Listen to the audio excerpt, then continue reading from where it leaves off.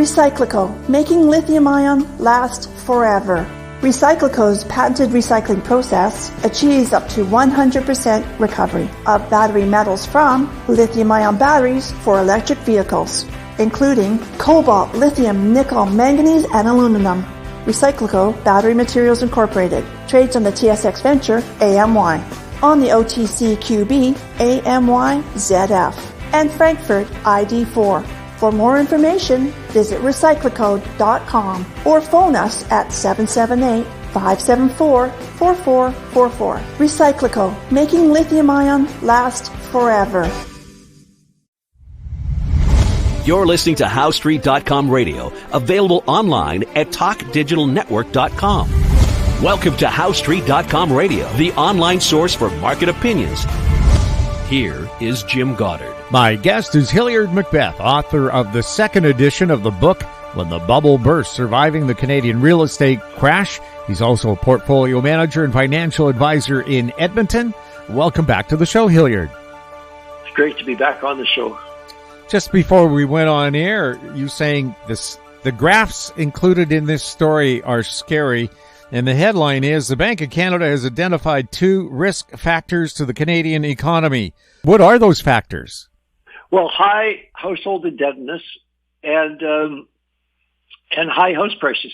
So they say elevated level of household indebtedness and high house prices. Well, that's exactly what I was writing about in 2015 in the first edition, and then again in 2018 in the second edition of the book. And nothing happened. It was entirely within the scope of the Bank of Canada to do something about that in terms of making sure that people weren't allowed to borrow, to go that deeply into debt. And I guess I should say entirely. They would have had to cooperate with the regulator of the banks and other lenders, but it could be done. I mean, the government could have done it, and they didn't do it. And so they got a bunch of graphs here, and one of them just really popped out at me. Actually, 2 of them, they're related. So in 2020, the system, which is mostly banks, originated 280,000 mortgages, and it's now dropped down to 140,000. And the average prior to that surge in 2020, COVID, to call it the COVID surge, was about 200,000 a year. So it was a tremendous jump that's like 40% jump in the amount of new mortgages taken out. But then the even scarier one is they keep track of how risky these mortgages are by comparing the people in terms of their income and the loan, the size of the loan they're taking out, and the threshold they have for the riskiest borrowers is if the loan is bigger than 450% of the income in the household, so 4.5 times. And the 26% of all mortgages in that period, that late 2020, early 2021 period, were in that 450% ratio segment, which is normally considered extremely dangerous to lend money to those people. At least I would say most people consider that. And the long-term average, if you look back, going back to 2014, was between 12% and 18%. So it jumped to 26%. So in other words, not only were they handing out 40% more mortgages during the 2020 to 2022 period, but they were also handing them out to people that couldn't really handle the amount of debt that they were giving them. And they must have known they were doing that. And so there must have been I'm guessing there must have been a deliberate policy put out. I don't think it was ever announced. I would have noticed it if there was any public announcement. But there must have been something behind closed doors with the lenders and the government to say, go ahead and just shovel the money out the door. And you'll remember that was when people were buying places in Oshawa and way outside of the major cities, sight unseen. And there was such a frenzy of buying that they didn't have time to sell their property, maybe in the case of Toronto, in the Toronto proper, to buy a house in Oshawa. They were just adding another property on. And houses in Oshawa get up to $1 million. Well, now that part of Toronto, Peterborough, Oshawa, the other outlying cities like that are like a 2-hour commute on the train, prices have been dropping ever since they peaked in 2022. So all of those people will be in trouble. And unless they can get a way to put some more capital into theirs, pay down the size of the mortgage. But most of them won't be able to do that. There's another graph here. It says share of all new mortgages with mortgage debt service ratio greater than 25%. And now that has jumped up to 35%, up from 15 to 20%. So there's clear signs that the lending was reckless, I guess would be a simple word with a lot of emotion in it. Reckless lending to people that probably shouldn't have been allowed to borrow that much money. Now we're starting to see that people. So the way it works with houses is you don't go bankrupt right away. You go bankrupt slowly, as the old saying, and then suddenly. So, but it takes a long time for people. The CMHC and the banks, they don't. You miss a payment, you miss two payments. They don't jump on it right away. So, but there is a category that talks about people that are behind at least 60 days, and that number has jumped up to a high number, a recent high. Only time it was higher was in the middle of COVID when they were allowed to skip mortgage payments at that point. So they remember that they were given a break from having to make the mortgage payments. So here we are today, almost 4 years later. Oh, we are 4 years later, right? March 2024 is 4 years. 4 years later, what we have is a whole bunch more debt in the hands of a bunch of people that probably shouldn't be having that much debt. And we've got house prices coming down in most parts of the country, except maybe not in Alberta. And what's the story with Alberta real estate? Calgary, for example? Well, everybody's moving to Alberta. Yeah. I don't know if they're leaving behind their they're just leaving behind their situation in other parts. But then now the government of Alberta is even offering an incentive of $5,000 if you move to Alberta to take out. You have to be in certain employment categories, I think, to qualify. But if you move here and you stay, you get a bonus of $5,000. Well, it's actually a tax refund, I guess, when you file your taxes. So. And there's, the thing about Edmonton and Calgary and other Red Deer, other places in Alberta is there's lots of land. I've tested this out in Edmonton and Calgary both.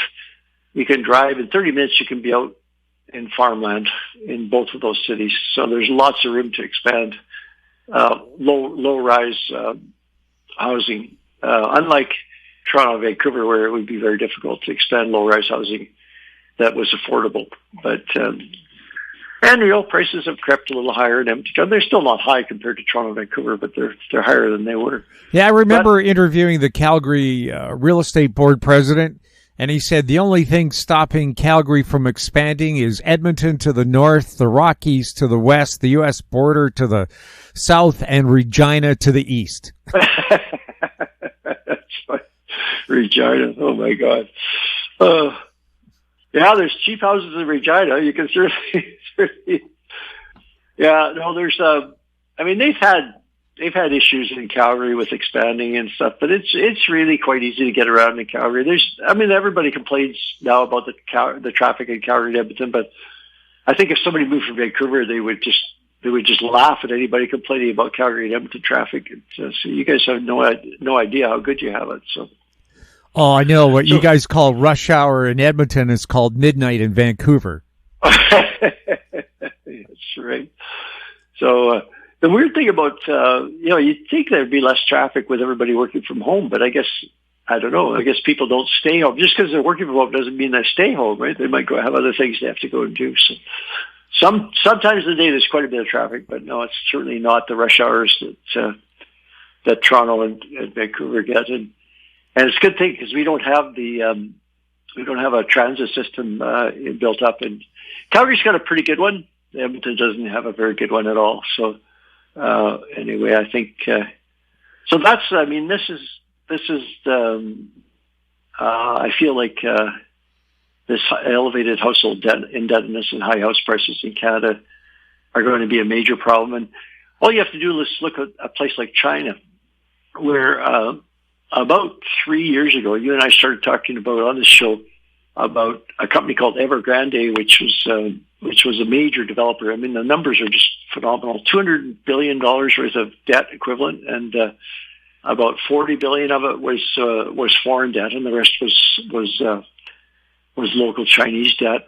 And that company went bankrupt. Another company called Country Garden, which at the time was considered the top one, and it was the safest one. It more recently, say probably about a year ago, got into trouble, and it's now gone bankrupt or insolvent, and it's being liquidated. And now another one, Vanke, V-A-N-K-E, which was one of the very first ones. It was originated in 1991 in Shenzhen. It is now in trouble, and the government is being asked to bail it out. And the government actually owns one of the governments in China owns 35% of it. And the government-controlled banks would be asked to do it, but the problem is that the Chinese are not sure if they want to bail these guys out. You think if they wanted to save the Chinese real estate market for residential, this is all residential I'm talking about, they would have done something by now. So it's going to be extremely difficult. What they're really concerned about is there's a bunch of buildings that are unfinished. And the average person, the average family, would put a down payment on one of those apartments, and they would be expecting to see a finished unit come. A lot of them use them as investments. They don't necessarily move into them. They keep them pristine and brand new. They don't move into them, so they're more like a place to use as an investment that hopefully would grow in value. But that dream probably is probably fading pretty quickly now. So now they just want somebody to make sure that the deposit they put down isn't completely lost if the building were not finished. So they want somebody to finish the building. But this is a problem. But the Chinese premier, not Xi Jinping, but another one below, just one level below him, said that something like, I'm paraphrasing now, if they're in trouble, they should just be allowed to go bankrupt and be liquidated. It doesn't sound like in North America, there'd be a bailout, right? In the capitalist free enterprise society, we'd be bailing them out. So, but in the communist Chinese society, they're letting them go bankrupt. So it's pretty hard to figure it out, but it's happening, and it's really a big issue, I'm sure, for not just the financial sector in China, because the banks would all be involved. The big banks would all be involved in property lending, as they are all over the world. But the government, they don't get voted out, but they can't afford to have a billion really unhappy people out there that are losing their life savings on a property investment. So I'm sure the government's very worried about it, but so far they haven't. They did talk about a bailout, but the numbers are very, very small. So it's only just enough money just to get the developer to finish some of the current projects, but not nearly enough to save the company. Well, at one point, Evergrande was the biggest real estate company in the world. Yeah, and with the most debt. And there is one company in Canada called Brookfield. It's actually probably more of a New York company. That maybe is a little bigger than those Chinese ones. That they have something like $400 billion in assets and $200 billion in debt, or $300 billion in assets, $200 billion in debt. So it's roughly the same size. But Brookfield is more. It has a residential division, but it's more things like office towers and shopping centers, which means it has its own set of problems as well. And Brookfield's also expanded a lot into infrastructure now, but these companies in China, they're pretty much focused on just residential. And I mean, with the 1.2 billion people, you could see that they could get to be pretty big. But obviously they borrowed too much money, and now the numbers, like the sale numbers for January, February, are out. And of course, there's always a slump because of the holiday, the lunar holiday, but I think the numbers are something like 34% lower than last year with the sales, and for the Vanke, the latest one that's in trouble, and last year was a really low point. So to be 34% lower than that would be pretty difficult. The sales numbers have been really low for a couple of years now. So Once people get a whiff of maybe it's not a good investment, then things start to change rapidly, because you're asking the buyer to take on a lot of debt, and for what? They're not really buying a productive asset. They're buying I would argue, a speculation more than a productive investment that doesn't pay any dividends or interest. In fact, you have to keep feeding your money into it a little bit, because so if the price isn't rising all the time, it doesn't work out for the average person at all. According to Google, Keller Williams Realty of Austin, Texas is the biggest in the world, and Brookfield is second biggest in the world, and then CBRE headquarters in Los Angeles, third biggest in the world. So Evergrande has really fallen. Yeah. Well, I mean, those companies are different. So the Evergrande, of course, is building, completing, and selling, which takes a lot more capital than somebody like CBRE, which is just really living off the commissions of trading. So they show a lot of revenue, but they don't have a lot of capital they need to put into it. So that means you don't have to borrow a lot of money. Brookfield is definitely North America's most important company of that type, I think, and a lot of people are wondering about Brookfield because they have a very opaque and complex accounting system. They've got a bunch of subsidiaries. They've got several listed versions of Brookfield, and they don't have very good disclosure as to what they don't have disclosure, for example, at the project by project level. So you can't tell, well, how is that shopping center doing, or how is that office tower doing, or how, other companies in the sector will give you that disclosure, but not Brookfield. So, but they've been very successful. They've been very good at borrowing money and making it work. And so it's actually a couple of their big projects that they got a hold of years ago were some of the office towers in downtown Manhattan and Canary Wharf, just outside of London, England, and they got those after you might remember, some people might remember this, a company called Olympia York, which was the biggest real estate company in Canada at one time, headquartered in Toronto. And they went bankrupt in about 1991 in that downturn. And Brookfield picked up the pieces when, of course, they bought them probably at a fire sale price in the bankruptcy of Olympia York. So maybe the cycle just keeps going. So, I mean, if you have friendly lenders and you've got a problem that some of your buildings are, under, like Brookfield, for example, has walked away from two big office towers in Los Angeles, the two biggest office towers in Los Angeles. Brookfield just walked away from them. So any money they'd invested in them, they lost. But the debt was what they called non-recourse. So they didn't have any liability if they walked away. So the people that had lent the money became the new owners of those two office towers. And it's happened in some other cities as well. It's happened in, I'm not sure if it's happened in Toronto, but it's happened in some of the other big U.S. cities where people just walked away from their projects. So the equity's all gone. In my weekend note, which everybody's welcome to sign up for, comes out on Friday. I did a report on that a few weeks ago.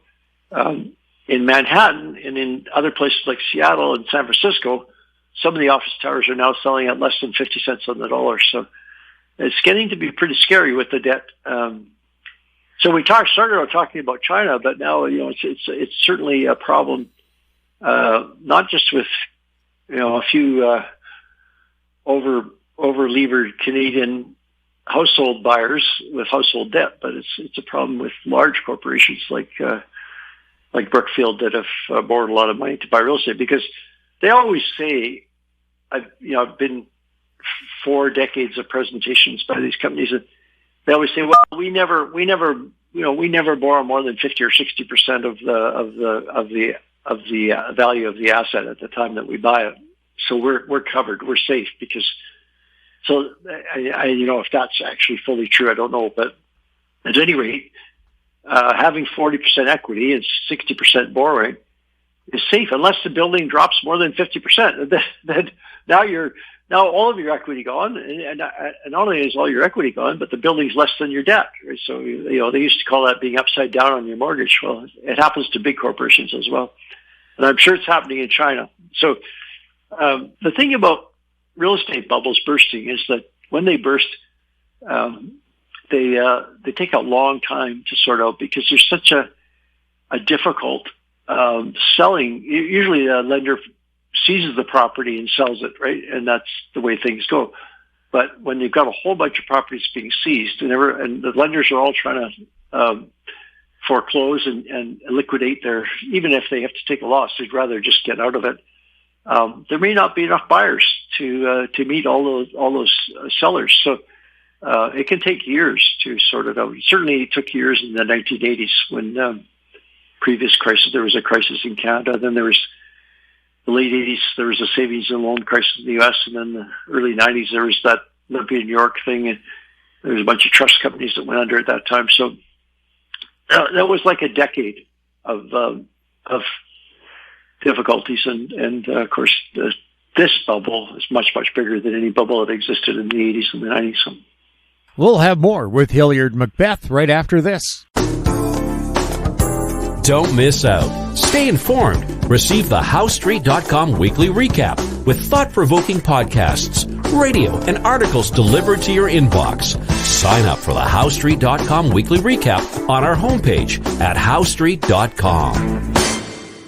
Welcome back. We're speaking with Hilliard MacBeth. Hilliard, is the U.S. Reserve asking banks to hold more cash back just in case things go sideways? Yeah,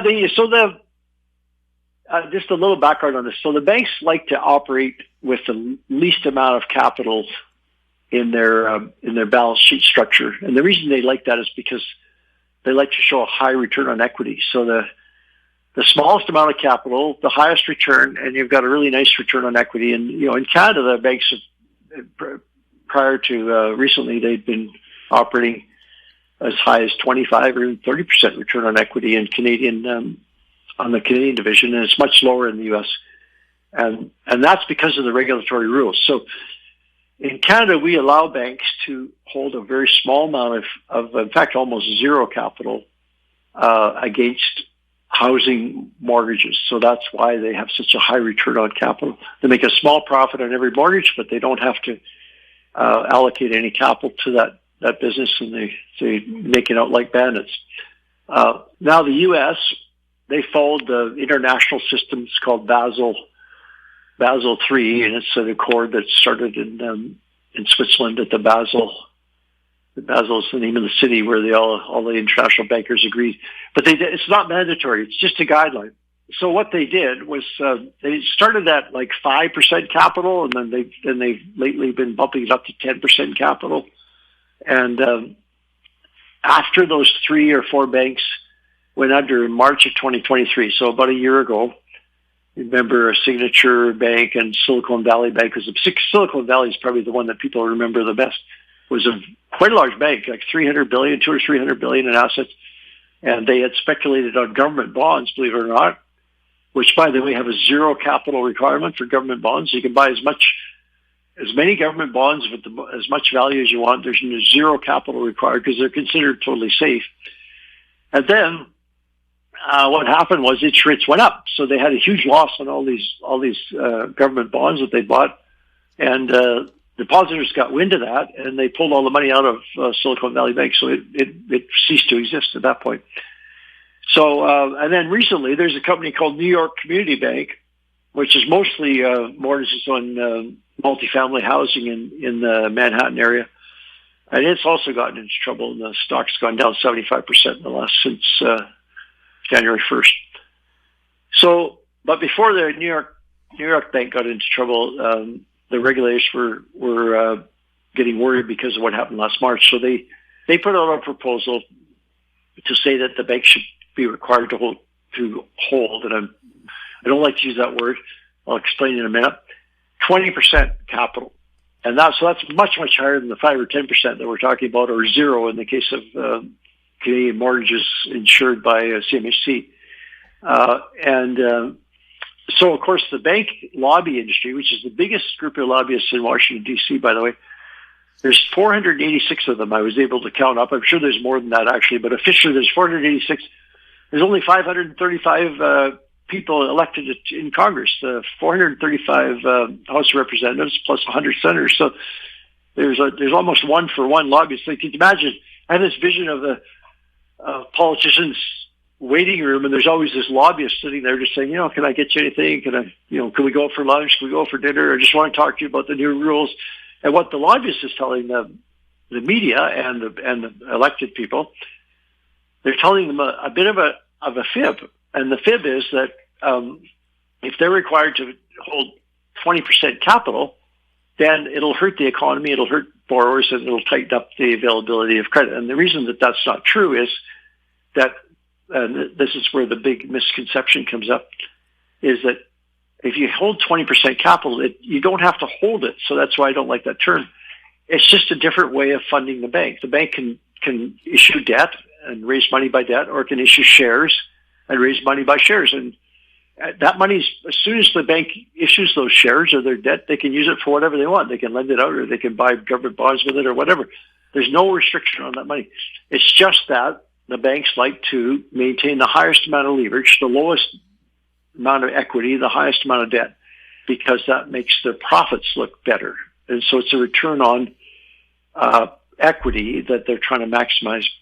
And so when the lobbyists talk to the media and stuff, they say, if you make them hold all that money, they got to set aside all that money. Well, they don't set it aside. It's not set aside. So this is, and actually the fellow that wrote the book, Too Big to Fail, Andrew Ross Sorkin, in about the last week or so came out and said, you know what, he apologized for having used this thing. He called the capital they have to set aside a rainy day fund, which is, very, very misleading. And he got it explained to him that that's not the way it works. Of course, nobody understands how it works. And he said, you know what, we've been misleading the public on this, and all the media people are doing it. So, and of course, nobody digs into. I've even seen people in central banks and economists that work for banks and stuff, and it's hard to tell whether they know what they're saying is wrong, but they're going along with the talking points of the lobbyists, or whether they actually don't understand it. My guess is maybe they don't understand it because it's fairly complicated. And I didn't understand it, so I wrote the book about when the bubble burst, and I forced myself to dig into it. So anyway, 20% equity would be way better for everybody, maybe even including the banks, but especially for everybody else, the borrowers, the depositors, the government, the taxpayer. Everybody would benefit, because the chances of them needing a bailout would be much less, of course, because the first buffer for losses, if they happen to incur losses, is the equity. So if they only have a 5% or 10% buffer, then one or two bad years in the real estate market, all the capital is going to be gone. If they have a 20% buffer, they can survive much more easily. So, but don't hold your breath waiting for a 20% requirement, because they put that number out last June or July. The lobbyists have been working really hard ever since. And Jay Powell, the head of the Federal Reserve, who also is the regulator of the banks, by the way, in the U.S., so as head of the regulator, he said, "Well, we're going to have to make some adjustments to that." So the lobbyists have gotten to him. So at any rate, the banks will. I'm sure they'll win this battle, and we'll continue to see the requirement for bailouts in the banking industry, which is really unfortunate, because they make just $1 gazillion, and then the government bails them out, and then they do it all over again. So it's a really odd system. I don't know why people. I really think people should be up in arms about it, but obviously, it's one of those things that people don't get excited about, except when there's a crisis, of course, and then they. But now that I think about it, though, wasn't there something called Occupy Wall Street? And when the banks were bailed out in 2009, there were people who were pretty upset about that. And on the interesting front, there's going to be a Titanic 2. Yes. There's a billionaire from Australia that wants to make an exact replica of it, which I'm I didn't know there was two of them. We were talking off air, and you said that the other one was used for transporting troops or something, the Olympic and the Titanic. But I think he's only making one, and it's actually quite a small ship by modern standards. I think it said it was 42 or 50,000 ton displacement, which is still fairly big, but tiny compared to modern ships. And I don't know if it'll have extra. There was a flaw. I mean, I don't know. I didn't read any book on it, but I watched the movie. Yeah. I don't think the movie mentioned it, but there was a flaw in the hull construction that it would have been more likely to not go under if the bulkheads had been designed differently. So yeah, the watertight bulkheads didn't go all the way up to the deck. So you had the ice cube tray effect where the water slopped along. Also, the iron used on the Titanic was very brittle, so it shattered and it ripped along the side of the ship, like the Costa Concordia that capsized in the Mediterranean because it was ripped along the side of the ship. So a ship can float if 5 or 6 watertight areas are compromised, but if 13, 14 are flooded, no, the ship goes down. Yeah, too much water, and then you're sitting too low in the water, and then and also if they just put those bulkheads right up to the top, they would have been fine. They were just didn't believe it would ever happen, I guess. Well, no, it was ripped along the side, so even if the bulkheads were there, if you flood enough. Ironically, the Titanic, they did anticipate ice. It had a double collision bulkhead in the bow. If they would have just plowed straight into the iceberg, they might have survived as well, because they had extra protection from icebergs there, but not along the whole side of the ship. Yeah. But your instinct is to try to steer away from a collision, isn't it? Yeah, I guess. Well, I did quite a bit of sailing. I'd still like to do some more, but it doesn't happen as often anymore. And when you're in big waves, you definitely want to take them head on. You don't want to try and go sideways because you'll get rolled over on your side. And so you turn into the wave if you can. But I don't know about an iceberg. I've never had to make that decision in a sailboat. At first, I was thinking if he's in Australia, they don't have to worry about icebergs. But the biggest icebergs in the world come off Antarctica, which isn't that far from Australia. Yeah, New Zealand is closer, and but still 1,000 kilometers away probably. So I don't know if the Antarctica. I did read recently about the Western Australia ice sheet, which is breaking up much faster than they thought it was going to take until 2100 or 2200 for a couple of these pieces of ice to come off, but they've started to show cracks in them already. And one big one, the Larsen B and A and C, they've all broken off. And now they're quite worried because the latest report, it just came out in October 2023, was that if the full, now this is a pretty big if, we're not there yet, but in the event that the full Western Australia ice sheet came off, it would be 5 meters of sea increase in the sea levels worldwide. That's how much ice is in that ice sheet. And that's just on the western side. There's a whole big, it's a whole continent, right? It's a huge continent. And then there's also Greenland. But Greenland is only 1/10 the size of Antarctica. And then there's the Tibetan Plateau is the third biggest one, which has glaciers on it. And it's, much smaller than Antarctica and Greenland, of course, but it's a pretty important source of water for everybody in India and China and Nepal and all these places. Anyway, that's a digression. Yeah, and I wonder, too, if it's an accurate representation of the Titanic. Will you want to share steerage with 708 other of your closest friends? I don't imagine the conditions. Well, there were 709 There were 709 passengers in steerage, and most of them died. Yeah, but in the movie, it looked like they were having way more fun because they had music, they were dancing, they were enjoying themselves. Whereas the people upstairs were all stuffy and nobody was laughing, and everybody was, Well, if they're Australian, they'll be too uptight. Yeah, if they're Australian, they'll be drunk by 8 a.m. No. That's been my cruising experience. Well, I don't know. An Australian told me this joke. What do you call an Australian who doesn't drink? Dead. Apologies to all of our non-drinking Australian friends. Hilliard? Exactly. Hilliard, thank you so much for being on the show. Nice to be on your show, Jim. My guest has been Hilliard MacBeth, author of the second edition of the book, When the Bubble Burst, Surviving the Canadian Real Estate Crash. His website, MacBethMcLeodPartners.com. Find him on X at HMacBE. If you have any questions for Hilliard or for any of our guests, you can send them to info@HowStreet.com, our YouTube channel, Talk Digital Network. Find us on X at House Street. We're also on Facebook. I'm Jim Goddard. Thank you for listening. Comments made on HowStreet.com radio are an expression of opinion only and should not be construed in any matter whatsoever as recommendations to buy or sell any financial instrument at any time.